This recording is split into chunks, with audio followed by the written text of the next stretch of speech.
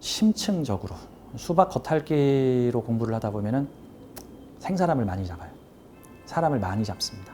그래서 저는 사주 공부하시는 분이 지나친 선입견을 내 머릿속에 만들어 놓고 이 선입견의 틀에다가 사람들을 맞추는 오류를 하지 않도록 좀 부탁을 드립니다. 그 그리스 로마 신화에 보면 그런 거 있죠. 그 산도적이 있는데 지나가는 여행자들을 탁 잡아다가 자신의 침대 위에다가 탁 올려놓고 침대 길이보다 길면 싹둑 자르고 침대 길이보다 짧으면은 쭉 야 사람이 침대 길이만 해야 되는데 너는 왜 길어? 잘라. 너는 왜 짧어? 늘려. 해가지고 사람을 죽이더라. 그게 나의 기준에 맞춰서 사람을 내가 생각한 어떤 틀에 맞춰서 사람들을 보고 그 기준에 안 맞으면 잘못됐어 라고 하는 건데 그게 일명 그 도둑이 사람 죽이는 방법과 침대 길이에다가 사람을 맞춰서 사람 죽이는 방법 같은 거다라는 거죠. 그래서 어떤 측면에서는 정관이라는 것도 바뀜이 필요합니다. 정관이라는 거는 내 마음속에 들어있는 침대 같은 거죠. 그래서 이 침대라고 하는 잣대에 사람을 탁 맞춰서 길면 잘못돼서 잘라, 짧으면 느려. 그래서 이 정관도 고쳐야 되는데 이 정관을 고치려면 정관을 평가하고 고치라고 하는 상관이 필요하죠. 뭐 식신이 온건파라면 상관은 좀 강경파라고도 볼 수 있죠. 정관 고쳐. 식신은 야 좋게 말할 때 우리 좀 고쳐 쓰자. 상관은 야 너 똑바로 안 해. 고쳐. 라고 하는 모습이죠. 그래서 어떻게 보면은 사주에 상관도 있고 정관도 같이 있으면은요. 기본적으로 나의 정관을 고쳤어요. 고쳤어. 이렇게 보죠. 정관, 평관, 정관. 이 관이라는 거는 일종의 나의 가치관, 나의 명예성. 이렇게도 볼 수 있어요. 나의 가치관, 명예성. 세상은 이래야 돼. 여자는 이래야 돼. 남자는 이래야 돼. 이 관성이 굳으면은 관성이 변화하지 않으면 내 관성이 시대의 흐름을 따라가지 못하면 생기는 현상이 라떼라면. 그게 뭐냐면 라떼라면이라는 게 뭐냐면 그 사람의 가치관의 성숙이 20대, 30대 정도에서 멈췄다는 거야. 그 이후에 더 이상 성장을 안 했다는 거야. 내가 지금 나이는 50대가 됐는데 40대, 50대, 60대가 됐는데 내 생각과 사상과 가치관은 20대, 30대에서 더 이상 성장 안 했다는 거야. 그랬더니 점차적으로 괴리가 생기기 시작하는 거야. 그래서 라떼라면 라떼는 말이지 물 안 사 먹었어. 왜 물을 사 먹냐고. 라떼는 여자들이 짧은 치마 안 입었어. 왜 요즘 여자들은 집에를 안 들어오고 짧은 치마를 입고 다니냐고. 라떼는 용돈 200원밖에 안 받았어. 너는 2만 원이나 받잖아. 웬 물평이야. 이게 자신의 가치관이 성장하지 않았다는 뜻이죠. 그래서 관을 고쳐주는 식신상관이 있으면 그 사람은 가치관 변화가 빠릅니다. 가치관 변화가. 한번 이렇게 보죠. 무식상의 관성이 강한 사람은 가치관이 확고한데 그 가치관을 바꿀 생각이 없는 사람입니다. 물론 인생을 살면서 풍파는 별로 겪지 않겠죠. 하지만 자칫 내 가치관과 사고가 굳을 수 있습니다. 그래서 이 관을 말랑말랑하게 조정하여 가끔씩 긁어서 너도 좀 가치관을 바꿔야 되지 않겠니? 이제 시대가 바뀌었는데 라고 하는 게 상관입니다. 내가 그런 상관짓을 하기도 하고 상관적인 일을 당하기도 하고 내 명예가 상하거나 기분 나쁜 일을 당했지만 그거에 따라서 내 침대의 모습을 말랑말랑하게 바꿔야 됩니다. 그래서 우주는 불필요한 것을 만들지 않았다. 상관, 경관은 나 엿먹으라고 집어넣은 게 아니라 우주에서 나의 가치관을 말랑말랑하게 고치라고 집어넣은 기능이다. 근데 이게 내가 남의 가치관을 고치라고 막 지적질을 하기도 하고 남들도 나의 가치관을 고치라고 지적질을 당하기도 하는 등 그래서 서로 상대의 관을 내가 너의 관 고쳐줄게. 그래? 그러면 나도 너의 관을 고쳐줄게 하면서 내 가치관이 바뀌기도 하고 상대의 가치관을 바꿔주는 일도 하기도 한다. 여기에 인성이 개입하면 여기에 인성, 정인이든 편인이든 인성이 개입하면 자격 가지고 관을 고쳐주는 사람이 되는 것이고 재성이 개입을 하면은 식상생재, 재생관으로 순화가 될 수 있는 모습이다 같은 겁니다. 영화 한 편을 좀 소개를 해드리고 싶은데요. 19금 영화입니다. 미성년자는 보지 마십시오. 이게 1998년도에 나온 영화니까 지금부터 한 22년 전에 나온 김기덕 감독의 영화입니다. 또 제가 또 이렇게 얘기를 하면 김기덕 감독 어쩌고 저쩌고 하실 수 있는데 우리 거기에 대한 논란은 이 시간에 하지 않도록 해요. 명리 시간이니까. 김기덕 감독님이 만든 작품 중에서 제가 되게 인상 깊게 본 게 이 파란 대문이라고 하는 영화하고 봄, 여름, 가을, 겨울 그리고 봄, 정말 그 영화는 엄청나죠.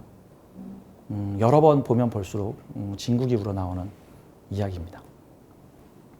이 파란 대문에 대한 영화에 대한 얘기를 좀 해보죠. 이게 외설 드라마 아니냐, 뭐 여성의 성을 비하한 드라마, 뭐 그런 얘기 하지 맙시다. 기본적으로 그 차원으로 뭐 벗었네 안 벗었네 이렇게 얘기하지 말자고요. 이 파란 대문이라고 하는 영화의 시대적 배경이 1998년인데 이 1990년대 후반에 어떤 일이 일어났었냐면요. 지금은 이제 그런 게 별로 없는데 2000년 이전 시대에는 집창촌, 그러니까 유흥업소 밀집 지역, 그러니까 성매매 밀집 구역이 있었습니다. 뭐 대표적으로는 뭐 미아리 텍사스, 뭐 천호동 어디, 뭐 어느 지역에 어디. 그리고 지방 소도시에는 다 필연적으로 그 지방 소도시에 유흥가 사창가가 있어서 그 도시 처음 가는 사람도 택시기사한테 성매매하는 곳 갑시다. 그러면 택시기사가 알아서 소개해 줄 정도였습니다. 되게 아이러니죠. 왜? 그 시대는 되게 보수적인 시대였는데 아주 보수적인 시대였죠. 여자들 머리 길이, 여학생들 머리 길이 두발 규제했고 교복 입게 했고 뭐 치마 길이 뭐 결혼하기 전에 뭐 순결을 잃으면 큰일 나는 것처럼 그런 시대였는데 또 다른 한편에서는 그러한 성매매가 아주 만연화되어 있었던 당연시대에 있었던 그런 모습이죠. 저는 그래서 이렇게 표현을 합니다. 그 루이 13세였나? 그분이 베르사유 궁전을 만들었는데 정확히 베르사유 궁전이 제가 기억이 안 납니다. 베르사유 궁전을 만들 때 그 왕이 이렇게 얘기를 합니다. 야, 최고로 멋진 왕궁을 만들어. 난 거기서 매일 밤 파티를 열고 놀 거야. 최고로 아름다운 왕궁을 만들어. 궁궐. 거기에 지저분한 거 놓지 마. 지저분한 거. 그 왕궁에다가 지저분한 거 설치하지 마. 그랬더니 건축가가 화장실은 어떡하죠? 야, 화장실 만들지 마. 그 냄새나고 더러운 화장실을 왜 궁궐에다가 만들어? 해서 베르사유 궁전에는 화장실이 없습니다. 그랬더니 무슨 문제가 생겼을까요? 매일 밤 그곳에서 파티와 연애가 벌어졌습니다. 많은 사람들이 아름답게 꾸며 입고 예쁘고 섹시한 최고의 매력을 과시하는 사교 파티가 매일 밤 그곳에서 아름다운 궁전의 파티가 열리는데 그 궁전에 화장실이 없습니다. 화장실이 없으니까 사람들은 궁궐 밖에 있는 정원에 가서 나무 밑이나 벤치 사이에 으슥한 곳에 가서 일을 봅니다. 그러니까 몰래 일 보기 좋게 파티복이 이렇게 둥그런 파티복. 그래서 그 안에 시녀나 시종이 들어가서 알아서 나는 그냥 이렇게 살짝만 앉아주면은 이 옷으로 싹 가려서 어디서든 자세만 낮추면 언제든지 볼일을 볼 수 있고 똥오줌을 다 쌀 수 있어요. 그래서 이 베르사유 궁전 안에는 화장실이 없는데 문제는 시간이 지나면 지날수록 베르사유 궁전을 둘러싼 주변 숲에 엄청난 오물이 쌓여가면서 냄새가 진동을 하더랍니다. 아이러니죠. 그게 얘기해 주는 게 뭔 줄 아십니까? 사람들은 내 마음속에 화장실 안 만드는 사람들이 있습니다. 그래서 내 마음속에 화장실 안 만들고 내 마음속에 감정의 화장실을 이거 지저분한 거야. 나한테 이런 모습이 있을 수가 없어. 그러면서 내 안에 있는 감정의 화장실을 내가 아닌 것으로 그러면서 그런 화장실이 보이면 어떻게 저런 지저분한 짓을 할 수가 있어 라고 얘기를 하는데 시간이 지나면 어떤 상황이 벌어지냐면 베르사유 궁전 꼴이 납니다. 베르사유 궁전이 그만 똥밭으로 둘러싸여 버립니다. 그래서 극단적으로 아름다운 궁궐 내부와 극단적으로 똥 오줌이 넘치는 지저분한 베르사유 궁전 바로 문 밖의 상황으로 이중적으로 나누어집니다. 그래서 사람은 집 지을 때 자기 마음의 집을 지을 때 화장실 하나 만들어 놔야 됩니다. 그래서 그 안에서 화장실 통제해야 됩니다. 적당하게 냄새가 빠질 수 있는 순환장치를 갖춰서 하수구도 만들어야 되고 하수구도 안 만들고 화장실도 안 만들면 곧 있으면 내 마음의 방이 똥으로 뒤범벅이 돼버립니다. 어떤 면에서 상관이라는 거는요, 감성적 배설이라고도 볼 수 있고요. 정관은 규정과 규칙이라고 볼 수 있습니다. 그래서 문제는 사주에 상관과 정관이 같이 있는 사람은 심리학적으로 볼 때 내 안에 베르사유 궁전이 들어있는데 과연 화장실을 만들 것이냐 안 만들 것이냐에 대한 얘기로 귀결될 수 있는데 제가 이 파란 대문에 대한 얘기를 좀 하면서 설명을 드릴게요. 이 파란 대문이라는 영화의 줄거리는 이게 이제 간단하게 동영상을 좀 보여드리면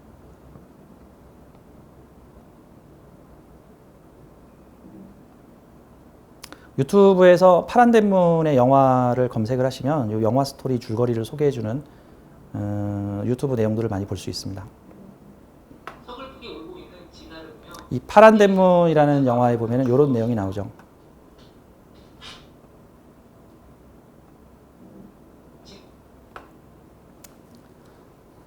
1900년대 후반에 집장촌이 사라지게 되면서 그 서울 수도권의 집장촌이 그때는 막 이제 미아리 텍사스를 이제 다 해체하기 시작을 합니다. 그러면서 집장촌에 있던 여성들이 지방의 소도시로 몰려가서 어디로 가게 되냐면은 여인숙이나 여관에서 기거를 하면서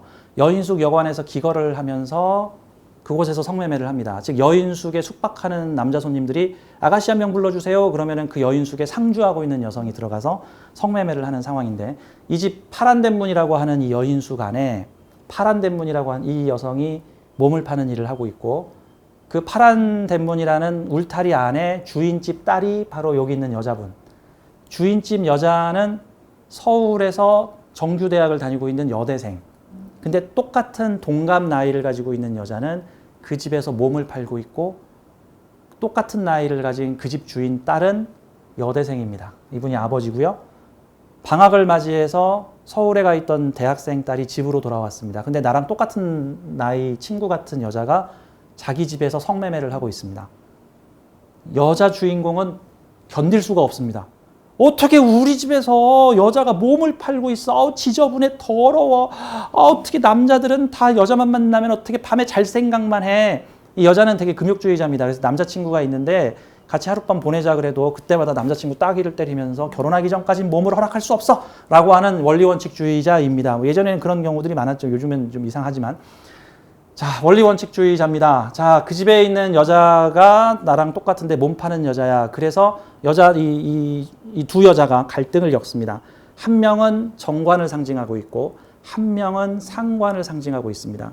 여기서 정관을 상징하고 있는 바로 이 여자는 처음에는 이 상관을 상징하는 이 여자의 더러운 짓을 구역질하고 비판하다가 시간이 지나면서 서로를 이해하게 됩니다.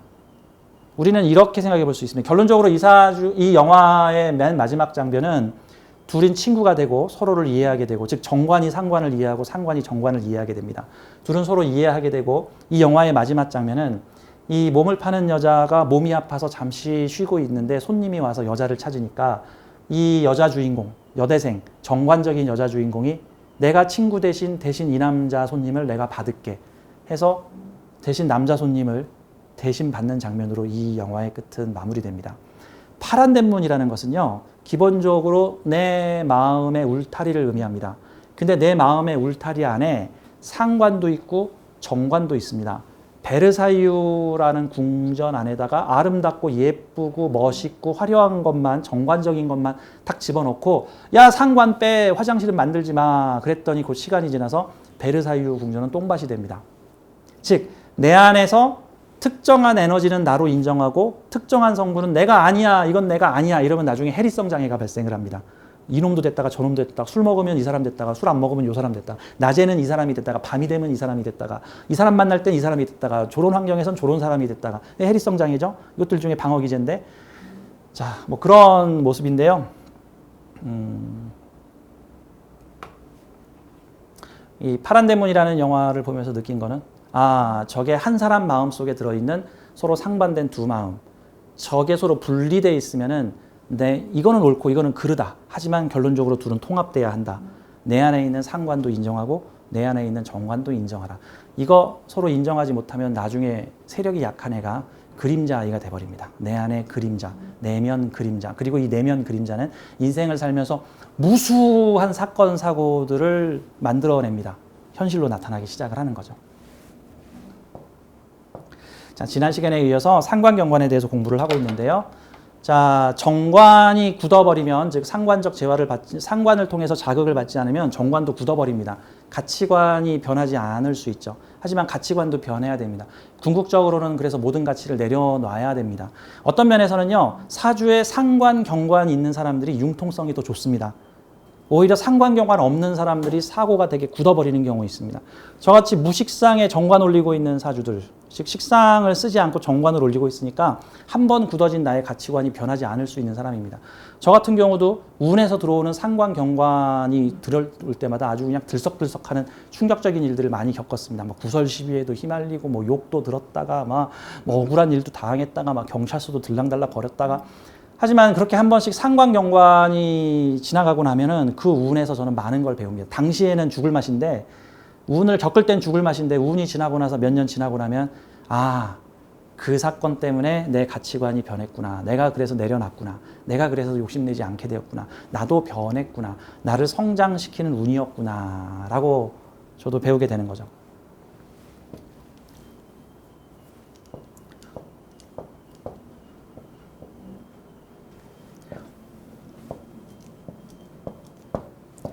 사주에 수가 많거나 화가 많은 사람은 뭐 종교 철학, 뭐 종교인 이런 얘기들도 있습니다.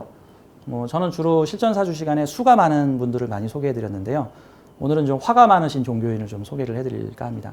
자, 이게 사주가 제가 100% 맞는지는 제가 장담을 못 하겠는데, 이분은 법륜 스님 사주로 현재 알려져 있습니다. 이 사주를 좀 한번 분석을 해 보도록 하죠.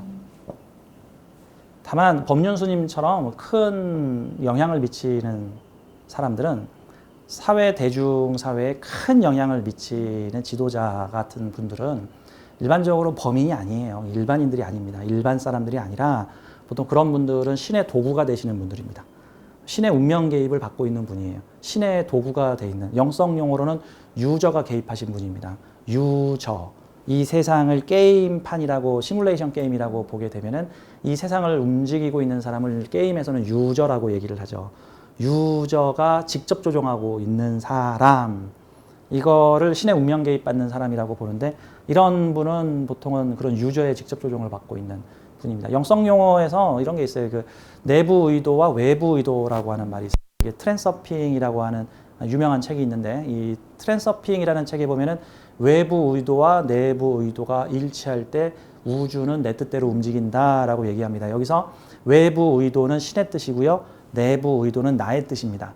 이거를 좀 쉽게 심리학적으로 표현하자, 또는 영성적으로 표현하자면은 내부 의도는 나의 뜻, 보통 일반적으로는 내 표면의식, 외면의식, 내 의식, 에고적 의식이 의도하는 것인데, 내 외부 의도라는 것은 신의 뜻, 우주의 뜻, 전체 필드의 뜻, 소스 필드의 뜻, 즉 우주의 뜻, 신의 뜻, 전체적인 뜻이 내 개인 의도와 외부 의도가, 내부 의도와 외부 의도가 일치하면, 즉 나의 뜻과 신의 뜻이 일치하면 그 일은 반드시 벌어진다. 보통은 수도를 하고 수련을 하시는 분들은 우리가 흔히 생각하기에 저분이 돌을 닦아서 세상을 자기 뜻대로 움직이게 하려고, 세상이 자기 마음대로 움직이게 하려고 돌을 닦으시는구나 라고 생각하는데, 그거 엄밀히 말하면 틀렸어요. 그게 아니고 내가 우주의 뜻, 세상의 뜻을 맞춰가는 겁니다. 궁극적으로 내가 우주의 뜻에 맞추나 우주가 나의 뜻에 맞추나 결과는 같은데, 우리 인간은 내가 돌을 닦으면은 내가 우주의 뜻을 알 수 있어, 우주를 움직일 거야, 이게 아니에요. 내가 돌을 닦게 되면 내가 우주의 뜻을 알게 되고 우주의 뜻에 동화돼. 이게 내부 의도와 외부 의도가 함께 만난다 하는 겁니다. 그래서 이런 보통은 선한 영향력을 많이 미치시는 분들은 기본적으로 외부 의도와 내부 의도가 일치하시는 분, 유저의 조종을 받고 있는 분. 그렇기 때문에 이런 분을 저 같은 점쟁이 나부랭이가 함부로 이 사주는 이렇다라고 말하기가 정말 부담됩니다. 하지만 우리 저와 함께 명리 공부를 하시고 좀 명성에 조예가 있으신 분들을 위해서 이 사주를 명리적으로, 부족하지만 죄송합니다. 보통 이렇게 신의 조종을 받는 분들은 사주 잘 안 맞습니다. 사주를 초월하신 분들이라고 저는 생각을 합니다. 사주 초월하신 분인데, 그래도 이분은 사주적 의미와 해석이 가능하신 분이니까 좀 이렇게 볼게요. 이 사주가 상관경관입니까? 라고 물어보면요, 정확히는 상관경관이 아니고 상관경관 친구인 상관대살사주입니다. 상관경관 이웃사촌이 식신제살도 있고 상관대살도 있고 그러는데, 이 사주는 기본적으로 상관하고 연관된 두 가지 에너지가 같이 있습니다. 상관패인이고요, 상관대살입니다. 상관패인이라는 것은 자격 가지고 상관을 휘두르는 사람이라는 뜻이고요. 상관대살이라는 것은 상관적 말과 행동과 표현으로 명예를 살리거나 명예를 발전시키거나 평관을 조절하는 모습이다. 그럼 이런 형태의 사주가 상관으로 지식과 지혜로 내 상관을 갈고 닦아서 상관으로 내 명예를 높이다. 관이 사회궁의 관이 아니라 개인궁에 있는 관이고 요 사회에서 장생받은 관을 내가 가지고 있어요. 기본적으로 장생받은 관이라는 게 뭐냐면 사회의 많은 식신들은 우리 제자라고 한번 보죠. 제자들이 내가 생한 목생화한 사회의 많은 제자들이 장생이라는 것은 그들의 염원이죠. 지지가 무언가를 장생하고 있다는 것은 그거를 염원한다 같은 거죠. 사화가 꿈꾸는 장생은 경금이야.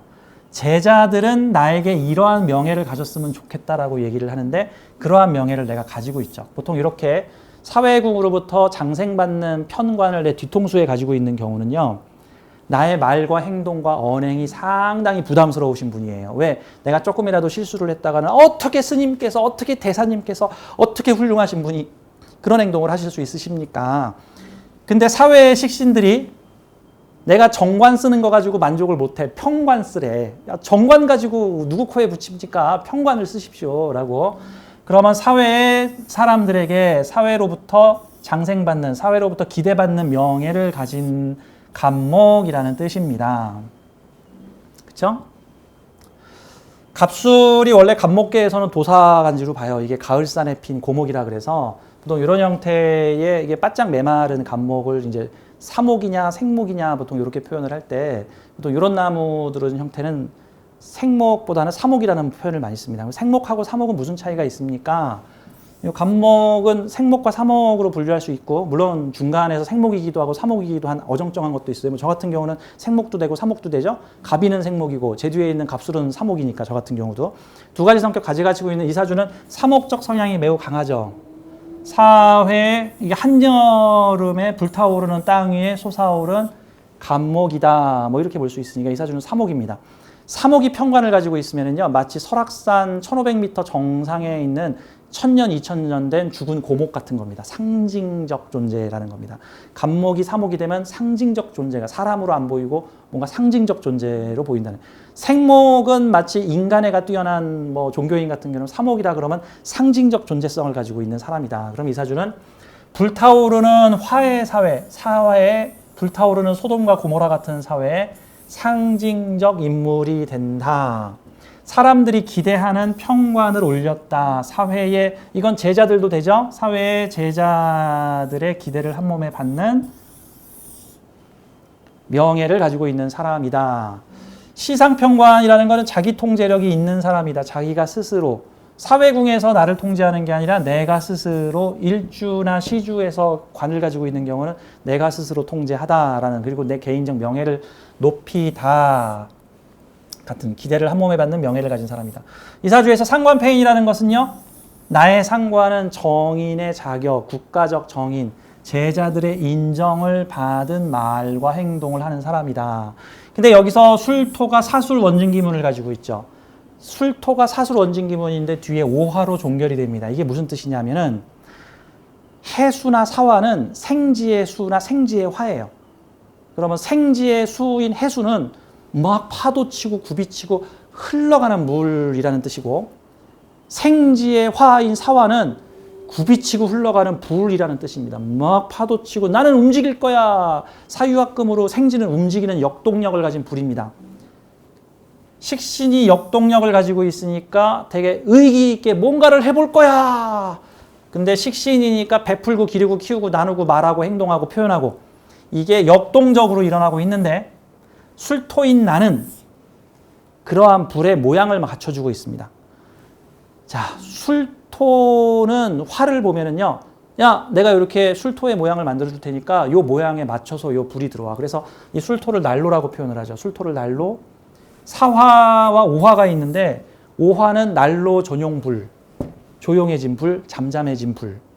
조용해지고 잠잠해졌지만 정수로 모인 불. 이렇게 보자. 여러분 그 브루스타 같은 거 처음 탁 키면은요. 처음에는 바람에 의해서 불이 막 불이 춤을 춥니다. 좀 바람 부는 곳에서 브루스타를 탁 키면 산에서 브루스타 탁 키면은 불이 처음에는 확 움직여요.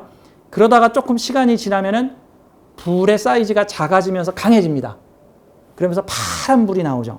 안정된 불이 그러면서 고온의 불이 나옵니다. 그게 사화와 오화의 차이입니다.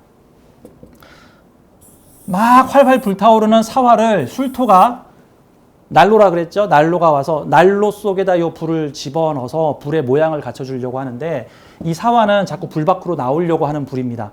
그래서 막 타오르는 장작을 얼른 난로 속에 집어넣었더니 난로 밖으로도 막 불이 튀어나오더라. 그래서 난로는 얼른 자 여기까지 자 여기까지 해가지고 불을 잡아 가둘려서 이 사화를 통제하려고 하는 게 이 술토의 모습입니다. 그래서 술토는 사화를 다 집어넣으려고 야 술토는 사화 집어넣어서 야 이제는 해자축의 시대를 열어줘야 되니까 이제 불들은 다 내 안으로 들어와라 라는 모습입니다.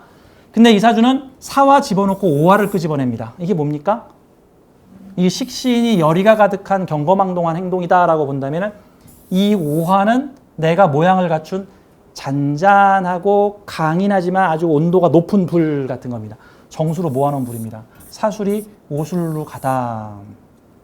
사회에 다양한 식상들, 뭔가를 해보려고 하는 식신들을 갑술도사인 사목인내가 그들의 행동을 식신생재로 승화시키는데 오행적으로는 사화라는 막 흔들리는 불꽃